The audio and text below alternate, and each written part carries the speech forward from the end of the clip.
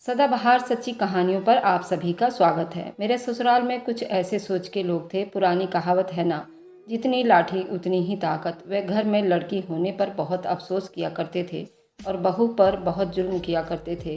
फूटी किस्मत थी मेरी, उस घर की बहू बन गई थी। जब मैं प्रेग्नेंट हुई तो ससुराल वाले कहने लगे, अगर बेटी पैदा हुई तो हम बेटी को तुम्हारे ही सामने जिंदा मार देंगे। डॉक्टर के बताए गए डेट से आज ही मेरा बच्चा पैदा होने वाला था। सब ससुराल वाले अस्पताल में ही साथ आए थे। मेरी डिलीवरी हुई तो मेरी बेटी पैदा हो गई। मैं बहुत परेशानी में अस्पताल की दूसरी तरफ से बेटी को अपने गोद में उठाकर भाग गई थी। फिर अचानक एक आदमी ने, अब सुनिए मेरी कहानी मेरी जुबानी। मैं सड़कों पर यूं ही भागती चली जा रही थी। मेरा सांस फूल रहा था, लेकिन उस टाइम यहाँ रुकना मेरा खतरे से खाली नहीं था। कभी भी ढूंढते हुए मेरे पीछे आ सकते थे। बहुत देर भागते रहने के बावजूद भी थककर सड़क के किनारे बैठ गई थी। मैं उनके घर से भागकर बहुत दूर निकल आई थी और मुझे यकीन था कि वे लोग यहाँ तक नहीं आएंगे। मेरी हालत बहुत ज़्यादा ही ख़राब थी। 4 घंटे पहले मैंने एक छोटी सी बच्ची को जन्म दिया था, जिसके बाद मुझे बहुत ज़्यादा चक्कर आ रहे थे। लेकिन अपनी बच्ची की जान बचाने के लिए मैंने सब कुछ छोड़ दिया। उसे गोद में उठाया, अस्पताल से बाहर आ गई थी। मेरी ऐसी हालत थी तो ऐसा सोचना भी बहुत मुश्किल था। जो हालत से मैं गुजर रही थी, मेरे लिए ये नामुमकिन था, बल्कि इस तरह मेरा भागना ही मेरी ज़िंदगी में लिखा है। मैं पहले से ही अनाथ लड़की थी, जिसे उसके मौसी ने पाल पोस कर बड़ा किया था। मुझे बहुत मोहब्बत करती थी, लेकिन मौसी के लिए मैं सिर्फ़ और सिर्फ एक बोझ थी। जब मौसी को पता चला कि उनका ननद का इकलौता बेटा मुझ जैसी अनाथ पर अपना दिल हार बैठा है, तो उनके गुस्से की हद न रही और एक दिन चुप से उन्होंने मेरा रिश्ता दूसरे शहर मौसा जी के दोस्त के बेटे के साथ कर दिया था। बहुत बूढ़े हो गए थे और बीमार रहने लगे थे, इसलिए मौसी के आगे उनकी एक न चलती थी। कुछ दिनों बाद अपने थोड़े रिश्तेदार के होते हुए उन्होंने चुप से पंकज से मेरी शादी करवा दी थी। मौसा जी के दोस्त का बेटा उन दिनों अपने दोस्त के साथ घूमने फिरने निकल जाता था और मेरी सास उनकी गैर मौजूदगी का पूरा फ़ायदा उठाया करती थी। मैं पहले ही एक अनाथ लड़की थी, इसलिए उनके फैसले के खिलाफ जाने की मुझ में इतनी हिम्मत नहीं थी। मैं अपने मौसी के गले लगकर बहुत रो रही थी और मैं पंकज के साथ चलकर दूसरे शहर चली आई थी। मुझे लगा था कि मुझे एक मजबूत सहारा मिल गया है। मेरा पति सुख दुख में मेरे साथ होगा। माँ बाप की जो कमी मेरी ज़िंदगी में एक दर्द पैदा कर चुकी थी, शायद अब वह पूरी ख़त्म हो जाती। लेकिन मुझे क्या खबर थी कि ये रिश्ता मेरे लिए जलते अंगारों से कम नहीं होगा। पंकज के घर में बहुत सारे लोग थे। पंकज के 6 भाई थे और 4 बहनें थीं। सब के सब छोटे से घर में रहा करते थे। पंकज सब भाइयों से सबसे बड़ा था और मैं घर की बड़ी बहू बनकर आई थी। लेकिन मुझे बहू नहीं, असल में नौकरानी बनाकर लाया गया था। शादी की पहली रात पंकज ने मुझे यकीन दिलाया कि हर मुश्किल में मेरा साथ देगा और मुझे कभी अकेला नहीं छोड़ेगा। सारी रात वह मुझ पर अपनी बेपनाह मोहब्बत लुटाते रहे और मुझे ऐसा लगा जैसे मेरे दिल की बंजर ज़मीन में बारिश की ठंडी ठंडी हल्की बारिश पड़ रही हो। लेकिन ये खुशी मुझे ज़्यादा टाइम तक रास नहीं आई थी और हर बार की तरह इस बार भी मैं खाली हाथ रह गई थी। खुशियाँ एक दफ़ा फिर मुझसे रूठ गई थी और आजमाइशों ने मेरे मुकद्दर में अपनी जगह बना ली थी। शादी के अगले दिन मुझे मेरी औकात का अंदाज़ा हो गया था, जब मेरी सास ने सुबह सुबह ही कमरे का दरवाज़ा पीटना शुरू कर दिया था। दरवाज़ा खोलते ही मुझे देखकर मुझ पर बरसने लगी थी। हैरान परेशान सी खड़ी उन्हें मैं देख रही थी और वह कहती चली जा रही थी। उन शब्दों की बारिश ने मेरे दिल को झकझोर कर रख दिया था। ये कह रही थी कि मैं यहाँ तुझे अय्यासी करने के लिए नहीं लाई। तुझ जैसी अनाथ को खाली हाथ लाने का मकसद सिर्फ इतना ही है, तू आज से इस घर के सारे कामकाज देखोगी।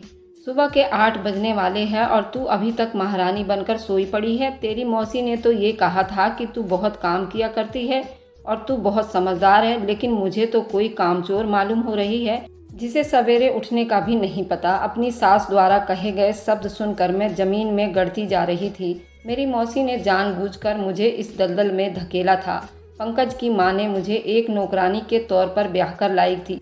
जैसे ही मैं कमरे से बाहर निकली तो मेरी ननद कहने लगी, हमारे भाई को अपने प्यार में फंसाने की कोशिश भी मत करना।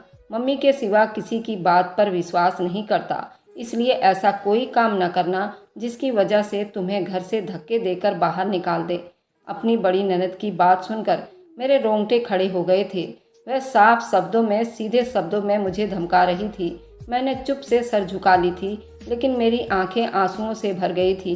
मैंने रसोई संभाला और तेजी से सबके लिए नाश्ता बनाने लगी। थोड़ी ही देर में पंकज कमरे से उठकर आए और मुझे काम करता हुआ देखकर वापस चले गए थे। मेरा दिल कट कर रह गया था। मैं अच्छी तरह जानती थी कि मेरे किस्मत में क्या लिखा गया है। सारी जिंदगी ऐसे ही ताने सहती रहूंगी, लेकिन ना जाने क्यों पंकज से मिलने के बाद मैं बहुत सी गलतफहमियां पाल ली थी। दिल में एक उम्मीद जाग गई थी। अब तो मेरी जिंदगी में भी एक मजबूत सहारा आ गया है, लेकिन ये उम्मीद जो पूरी तरह टूटी तो मैं खुद को संभाल ना पाई। अब तो मेरा दिल करछी करछी होकर रह गया था। मेरी बड़ी ननद ने ठीक ही कहा था, पंकज अपनी माँ की हर बात आंख बंद करके विश्वास करता था। इसलिए मैं चुप्पी की चादर ओढ़ ली थी। सुबह से लेकर रात तक मैं पागलों की तरह घर के कामों में जुटी रहती।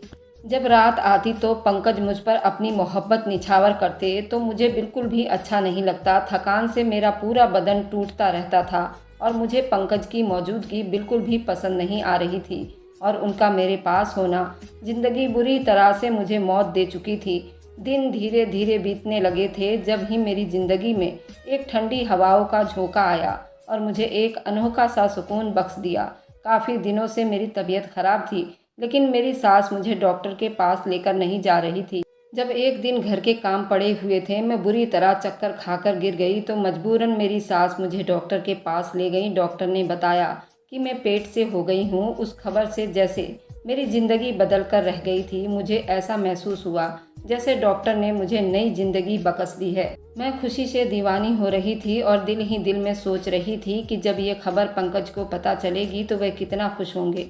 लेकिन मेरी खुशी उसी टाइम मिट्टी में मिल गई जब मेरी सास ने कहा था कि हमें लड़का ही चाहिए, अगर लड़की पैदा हुई तो उसकी जिम्मेदार तुम खुद होगी। अपनी सास की बात सुनकर मेरा दिल दहल कर रह गया था।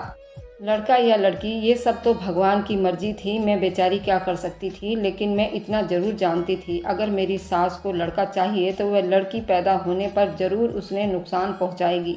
मेरी ज़िंदगी सबसे बड़ी खुशी भी परेशानी में बदल गई थी और उठते बैठते दिन रात ही सोचने लगी, अगर मेरे घर लड़की पैदा हुई तो क्या होगा। कई दफ़ा मैंने पंकज से इस बारे में बात करना चाही, लेकिन पंकज हमेशा यही कहता था, तुम अभी इसके बारे में क्यों सोचती हो, भगवान से प्रार्थना करो कि तुम्हारा गोद बेटे से भर दे।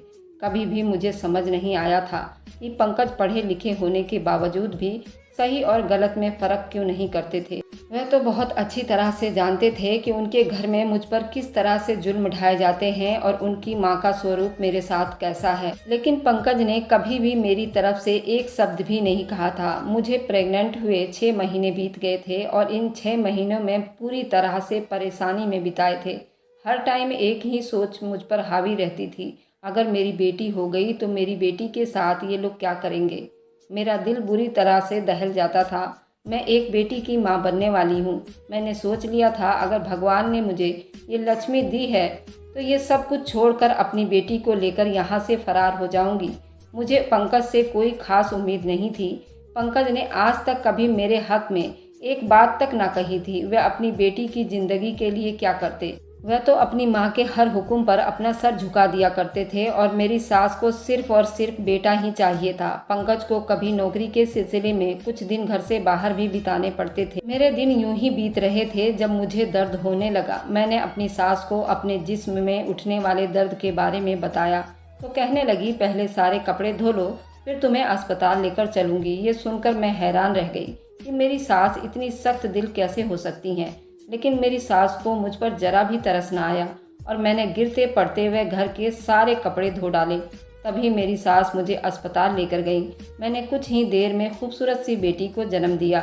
जैसे ही नर्स ने मुझे बताया कि मैं एक बेटी की माँ बन गई हूँ, मैंने दोनों हाथ नर्स के आगे जोड़ दिए थे और उससे कहा कि अभी मेरे ससुराल वालों को बच्ची की पैदाइश की खबर ना सुनाना। नर्स ने हैरानी से मेरी तरफ देखा।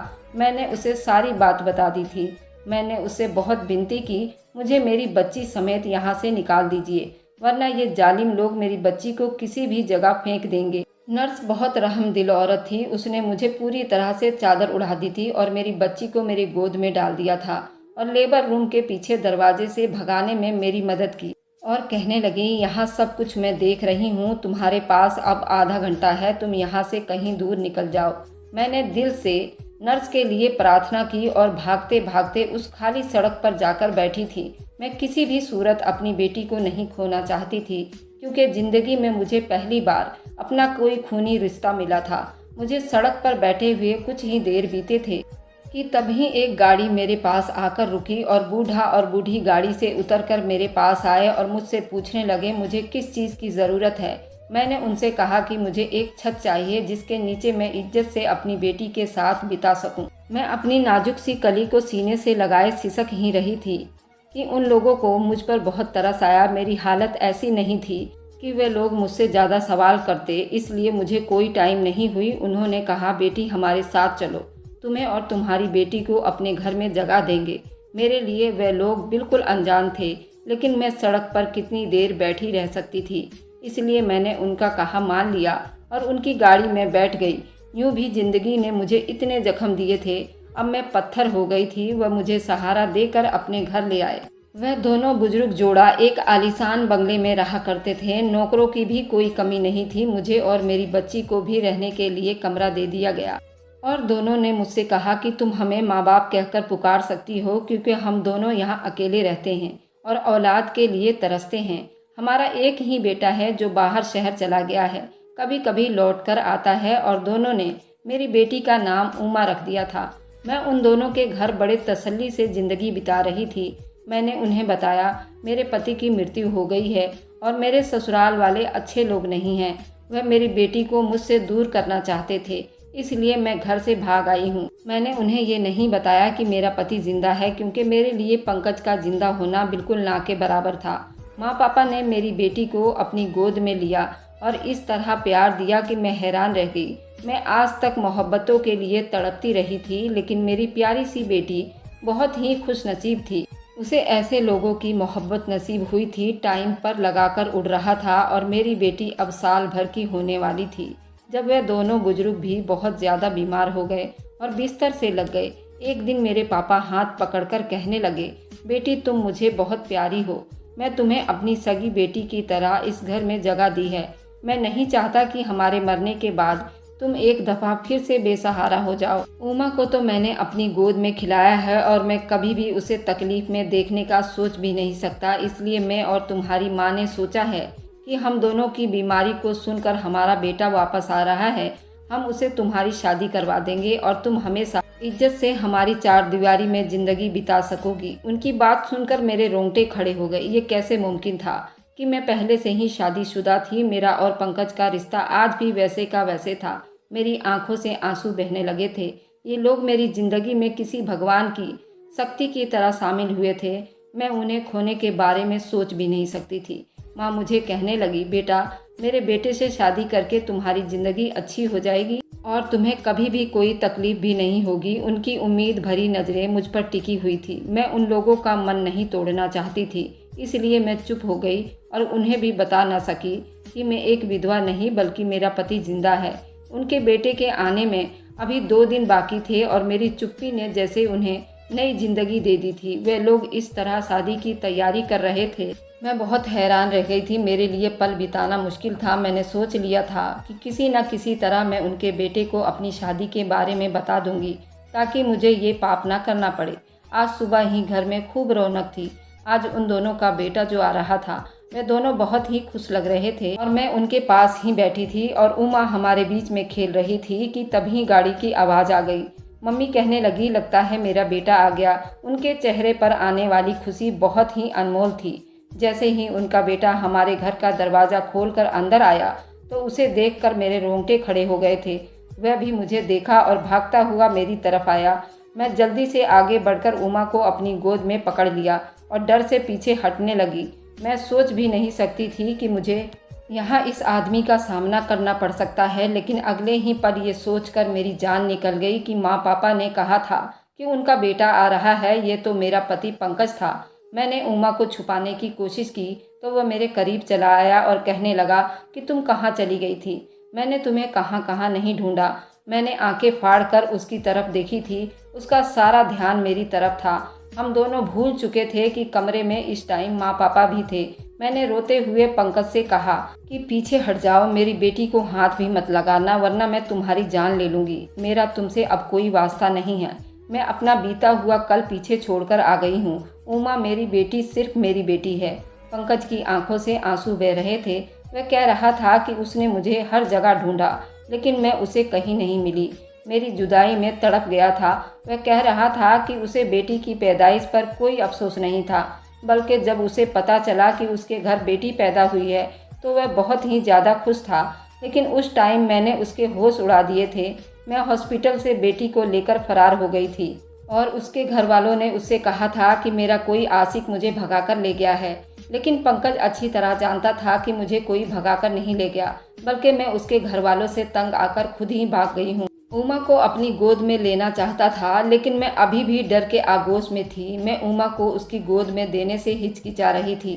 मैं कैसे मान लेती उस आदमी ने शादी के 1 साल तक कभी मेरे हक में आवाज़ ना उठाई थी, अपनी माँ के जुल्म के खिलाफ एक शब्द भी ना कहा था। और वह मेरी बेटी के लिए अपने दिल में मोहब्बत रखता होगा जबकि उसकी माँ को मुझसे सिर्फ और सिर्फ बेटा चाहिए था। मम्मी हैरत से पंकज से पूछ रही थी कि ये सब क्या माजरा है। ये दोनों तो बिल्कुल बेखबर थे। उनकी नज़र में तो मैं एक विधवा थी और मैं भी तो ये जानना चाहती थी कि पंकज उन बुजुर्गों का बेटा कैसे हो गया। माँ ने मेरा हाथ पकड़कर अपने पास बिठाया था और पापा ने उमा को अपनी गोद में लिया था। उसके बाद एक एक करके सारी कड़ी खुलती चली गई। पंकज मेरे इन माँ बाप का बेटा था जिसे पंकज के चाचा ने गोद लिया था क्योंकि उनकी कोई भी औलाद नहीं थी, जबकि माँ पापा का पंकज के बाद भी एक बेटा था। इसलिए उन्होंने खुशी से पंकज को चाचा को गोद में डाल दिया था। पंकज को गोद लेने के बाद पंकज के चाचा के पास औलाद की खुशखबरी आ गई थी और देखते ही देखते उनका घर बच्चों से भर गया था। जब पंकज के 8 भाई बहन और हो गए, पंकज कभी कभी अपने माँ बाप से मिलने के लिए चला जाता था। फिर एक हादसे में पंकज के बड़े भाई की मृत्यु हो गई तो पंकज के माँ बाप ने चाहा कि पंकज को हमेशा के लिए वापस ले लें, क्योंकि अब तो चाचा के घर बच्चों की कमी नहीं थी। लेकिन चाचा की नीयत पापा के पैसों पर थी और पंकज के जरिए आसानी से उन पैसों का मांग भी कर सकते थे। इसलिए चाची ने पंकज को पूरी तरह अपने काबू में कर लिया था। उसे भी पलटकर वापस नहीं आने दिया। कभी कभार मिलने के लिए आ जाता और पापा से पैसे लेकर वापस चला जाता था। चाची उसे हमेशा इमोशनल ब्लैकमेल करती और आत्महत्या की धमकी देती थी। चाची से वह बहुत मोहब्बत करता था क्योंकि उसके पैदा होने के बाद पंकज ने उन्हें अपनी माँ बाप के रूप में देखा था। उनकी हर बात खुशी से मान लेता था। कुछ ही सालों पहले चाचा माँ पापा के पास आए थे और उनसे कहा कि पंकज को पढ़ने के लिए बाहर विदेश भेजना चाहते हैं और उसके लिए उन्हें पैसों की ज़रूरत है।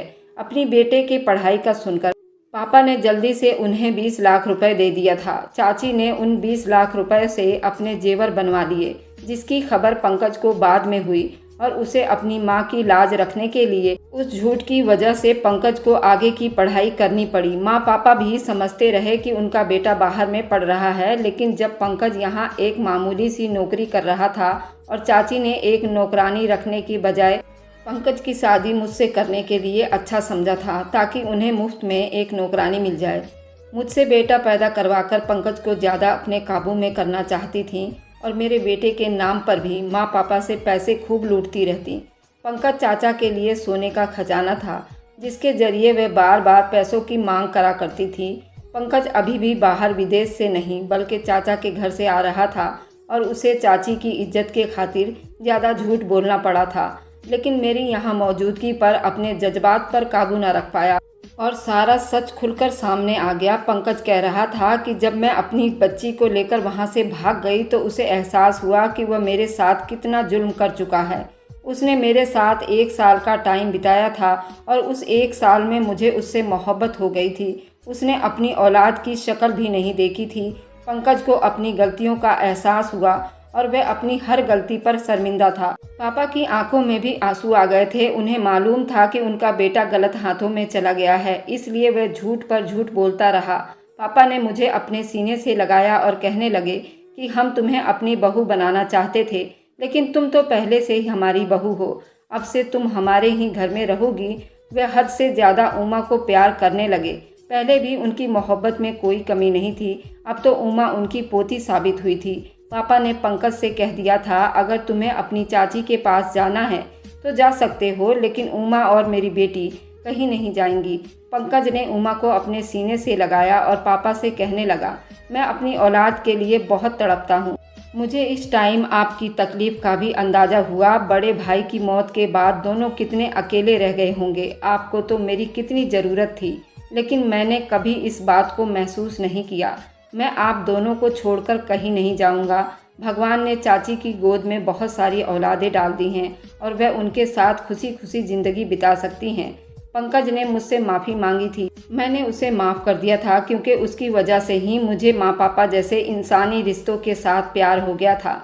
मैं पंकज और उमा और माँ पापा के एक मुकम्मल फैमिली बन गई थी और हमारी ज़िंदगी में खुशियाँ ही खुशियाँ भर गई थी। कभी इंसान के साथ तकलीफ़ है तो कभी खुशी है तो कभी परीक्षाएं, ये सभी साथ साथ चलती रहती है।